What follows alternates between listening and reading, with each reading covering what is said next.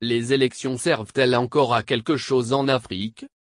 Je n'ai jamais cessé de le dire, je suis favorable à une limitation de mandat à 2 dans l'espace CEDEAO. Mais même si on en arrivait à cette réglementation, cela ne servira à rien. Sur les 3 coups d'État survenus en Afrique de l'Ouest ces derniers temps, 2 concernent des présidents exerçant leur second mandat. Le point central de mon engagement politique a toujours été de m'opposer à toute prise de pouvoir qui ne soit ni pacifique ni constitutionnelle. Donc je condamne bien entendu ce coup d'État. Si les militaires peuvent à leur guise décider de mettre un terme à un mandat légitime, à quoi servent les élections?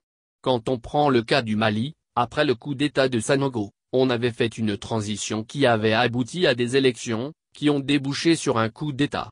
Et qu'on ne me parle pas de la dextérité militaire à gérer les crises sécuritaires puisque c'est aussi un militaire que Sanogo avait déposé, en l'occurrence Hâte. Quel est le modèle politique qui irait finalement en Afrique? Dites-le-moi en commentaire.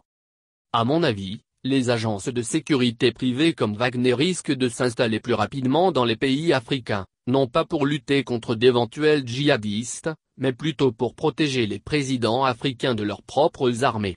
Les régiments de garde présidentielle claniques vont revoir le jour, avec un recul déraisonnable de la démocratie. Comme je l'ai dit ce matin, les coups d'État sont juste des fuites en avant. Ceux qui viennent après ces coups de force font rarement mieux que leurs prédécesseurs. C'est juste un cache-sexe pour masquer la corruption et la mauvaise gouvernance économique qui caractérisent nos États. On refait systématiquement du neuf avec du vieux, pour les mêmes résultats. Je suis triste. Je l'aimais bien, Kaboré.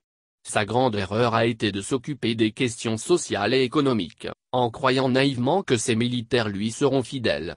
L'effet boule de neige des coups d'État militaires est malheureusement en marche en Afrique de l'Ouest, sans qu'aucun de ces militaires ne nous explique ce qu'est leur nouvelle idéologie. La seule question que je pose ce soir, c'est, et alors? Qu'est-ce qui va changer?